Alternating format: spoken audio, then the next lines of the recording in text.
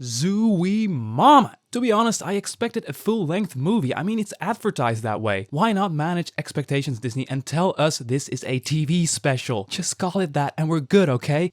By the way, I think this would be my only complaint. Hi, fellow Disney Plus watchers. This is Thoughts After a Disney Plus Watch, and I'm glad you're watching the channel that's all about Disney Plus movies and TV shows. Yes, Diary of a Wimpy Kid is somehow really good, but not for the reasons you might think or believe it could be really good or better than you'd expect. It's not boundary pushing in any way. We don't get a lot of character development for characters other than the two main characters of this thing, which are Greg Heffley and his best friend Rowley. And this thing is only a 1-hour Disney Plus cartoon with relatively cheap animation, right? So it couldn't possibly be great, right? Think again, my friend. Just in case you're wondering, no, I don't feel the need to spoil anything, and I won't. Of course, I will discuss the very basic premise of this TV special. Sorry, I'll get over it soon. I found myself casually excited for this film, not gonna lie. And yes, I'm biased. I have read a lot of the books when I was younger, and you know that live action thing? No, I haven't exactly been curious, to be honest, to ever sit down and watch that, but hey, let me know in the comment section if you've seen that one, or that film series, and how you would compare it to this movie. So Diary of a Wimpy Kid is an adaptation of the first book in the well-known book series from writer Jeff Kinney, and is about Greg Heffley and his friend Rowley finding their way through the horrors of middle school. And yeah, that's basically the one and done conflict of this film. It's a story about survival, about trying to maintain a good public image, about the insecurities and perks of growing from a preschooler to a middle schooler and how to adapt, about how school is now basically a Wild West, and I don't know. The way the whole school and all the bullies and teachers, how the whole crazy world was put to screen was pretty silly in a good way. You can notice that the animation in Diary of a Wimpy Kid is not very expensive. It's definitely not up to standards to release it in cinemas worldwide on the biggest screens out there, but I guess the length is also at fault. Sorry, I'll stop whining about that now. I mean, you can tell that the backgrounds created for this film are pretty copy-pasted assets that look like a 2005 video game world.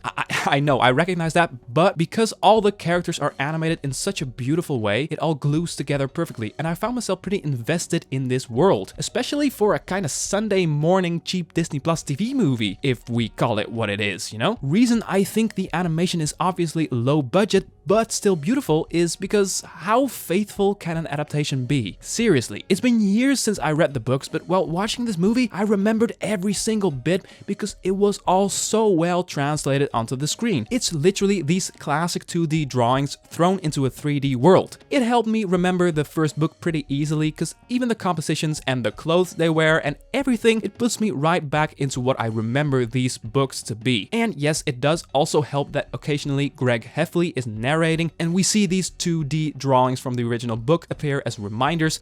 That helps.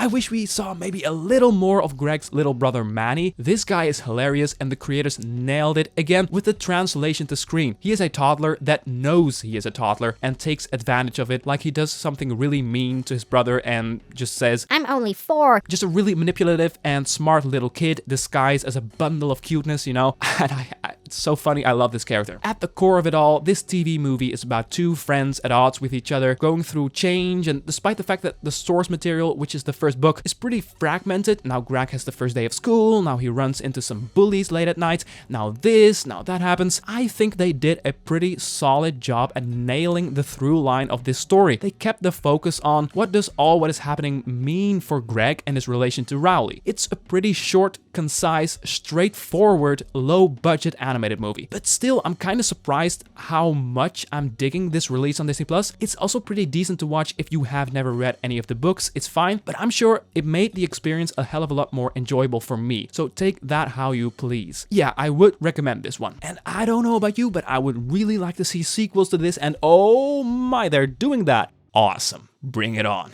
I'm thinking about wrapping this up. Thank you so much for watching. I'm curious, what did you think of Diary of a Wimpy Kid if you've seen it already, or are you excited to do so? Be sure to let me know in the comment section. Don't forget, if you enjoy the idea of discussing Disney Plus content with us, that red button looks familiar, right? Did you like this video? Then be sure to consider giving that a click. Thanks. For now, have a wonderful day and see ya.